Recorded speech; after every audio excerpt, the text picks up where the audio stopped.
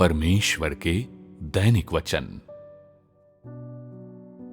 जिस दिन सभी चीजें पुनर्जीवित हुई थीं, मैं मनुष्यों के बीच आया और मैंने उसके साथ अद्भुत दिन और रात बिताए हैं।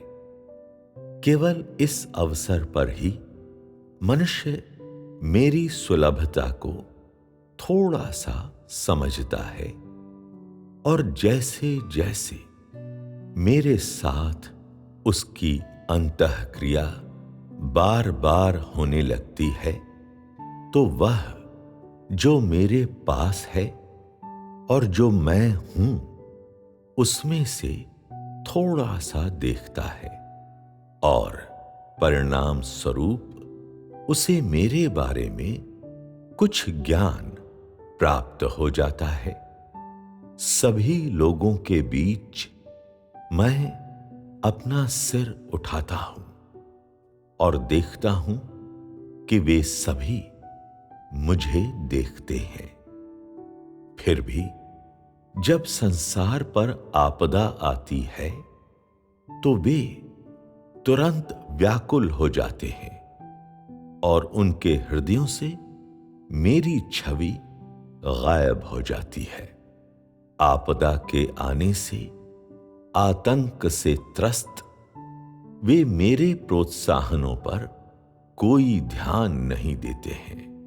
मैंने मनुष्यों के बीच बहुत वर्ष बिताए हैं, फिर भी वह हमेशा अनभिज्ञ रहा है और उसने मुझे कभी नहीं जाना। आज मैं अपनी स्वयं के मुंह से उसे बताता हूं और मुझसे कुछ प्राप्त करने के लिए सभी लोगों को अपने सामने लेकर आता हूं।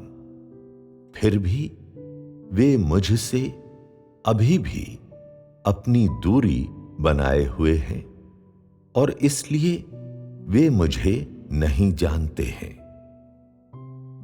जब मेरे कदम ब्रह्मांड के कोने कोने में पड़ेंगे, तब मनुष्य खुद पर चिंतन करना शुरू कर देगा और सभी लोग मेरे पास आएंगे और मेरे सामने दंडवत करेंगे और मेरी आराधना करेंगे।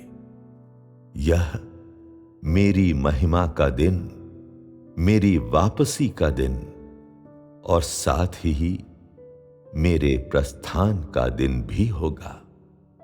अब मैंने अपना कार्य पूरी मानव जाति के बीच आरंभ कर दिया है और मैंने पूरे ब्रह्मांड में अपनी प्रबंधन योजना के अंतिम अंश की औपचारिक शुरुआत कर दी है। इस क्षण से आगे जो कोई भी सावधान नहीं है, वे किसी भी क्षण निर्दयी ताड़ना के बीच डूबने के लिए उत्तरदायी है। यह इसलिए नहीं है क्योंकि मैं निर्दयी हूं, बल्कि यह मेरी प्रबंधन योजना का एक कदम है।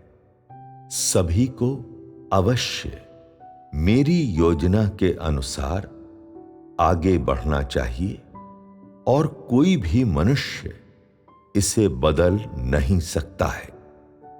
जब मैं औपचारिक रूप से अपना कार्य शुरू करता हूं, तो सभी लोग वैसे ही चलते हैं जैसे मैं चलाता हूं। इस तरह कि समस्त संसार के लोग मेरे साथ कदम मिलाते हुए चलने लगते हैं। संसार भर में उल्लास होता है और मनुष्य को मेरे द्वारा आगे की ओर प्रेरित किया जाता है। परिणाम स्वरूप बड़ा लाल अजगर मेरे द्वारा उन्माद और व्याकुलता की स्थिति में भगा दिया जाता है और वह मेरा कार्य करता है और अनिच्छुक होने के बावजूद अपनी स्वयं की इच्छाओं का अनुसरण करने में समर्थ नहीं होता है और उसके पास मेरे नियंत्रण में समर्पित होने के अलावा कोई विकल्प नहीं रहता है। मेरी सभी योजनाओं में बड़ा लाल अजगर मेरी विषमता, मेरा शत्रु और मेरा सेवक भी है। वैसे तो मैंने उससे अपनी अपेक्षाओं को कभी भी शिथिल नहीं किया है, इसलिए मेरे देह धारण के काम का अंतिम चरण उसके घराने में पूरा होता है। इस तरह से बड़ा लाल अजगर मेरी उचित तरीके से सेवा करने में अधिक समर्थ है, जिसके माध्यम से मैं उस पर विजय पाऊंगा और अपनी योजना को पूरा करूंगा। जब मैं कार्य करता हूं तो सभी स्वर्गदूत निर्णायक युद्ध में मेरे साथ शुरू हो जाते हैं और अंतिम चरण में मेरी इच्छाओं को पूरा करने का दृढ़ निश्चय करते हैं, ताकि पृथ्वी के लोग मेरे सामने स्वर्गदूतों के समान समर्पण कर दें और मेरा विरोध करने की इच्छा न करें और ऐसा कुछ न करें जो मेरे विरुद्ध विद्रोह करता हो। समस्त संसार में ये मेरे कार्य की गतिशीलताएं हैं। मनुष्यों के बीच मेरे आगमन का उद्देश्य और महत्व संपूर्ण मानव जाति का उद्धार करना, संपूर्ण मानव जाति को अपने घराने में वापस लाना, स्वर्ग और पृथ्वी का पुनर्मिलन करना और मनुष्य से स्वर्ग और पृथ्वी के बीच संकेतों का संप्रेषण करवाना है, क्योंकि मनुष्य का अंतर्निहित प्रकार्य ऐसा ही है। जिस समय जब मैंने मानव जाति का सृजन किया, उस समय मैंने सभी चीजों को मानव जाति के लिए तैयार किया था और बाद में मैंने मानव जाति को उस संपत्ति को प्राप्त करने की अनुमति दी जो मैंने उसे अपनी आवश्यकताओं के अनुसार दी। इस प्रकार मैं कहता हूं कि यह मेरे मार्गदर्शन के अंतर्गत है कि संपूर्ण मानव जाति आज के दिन पहुंची है और यह सब मेरी योजना है। संपूर्ण मानव जाति के बीच अनगिनत लोग मेरे प्रेम की सुरक्षा में विद्यमान हैं और अनगिनत संख्या में मेरी घृणा की ताड़ना के अधीन रहते हैं।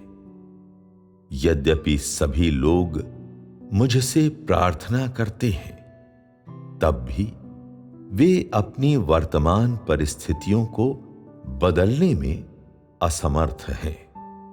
एक बार जब वे आशा खो देते हैं, तो वे केवल प्रकृति को अपना काम करने दे सकते हैं और मेरी अवज्ञा करने से रुक सकते हैं, क्योंकि यह वह सब कुछ है जिसे मनुष्य के द्वारा पूरा किया जा सकता है।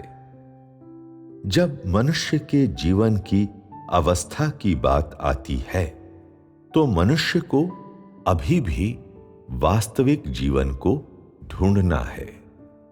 उसने अभी भी अन्याय, वीरानी और संसार की दयनीय स्थितियों की वास्तविक प्रकृति का पता नहीं लगाया है और इसलिए यह आपदा के आगमन के लिए नहीं होता, तो अधिकतर लोग अभी भी प्रकृति मां को गले से लगाते और अभी भी अपने आप को जीवन के स्वाद में तल्लीन कर देते। क्या यह संसार की सच्चाई नहीं है? क्या यह उस उद्धार की आवाज नहीं है जिसे मैं मनुष्य से कहता हूं?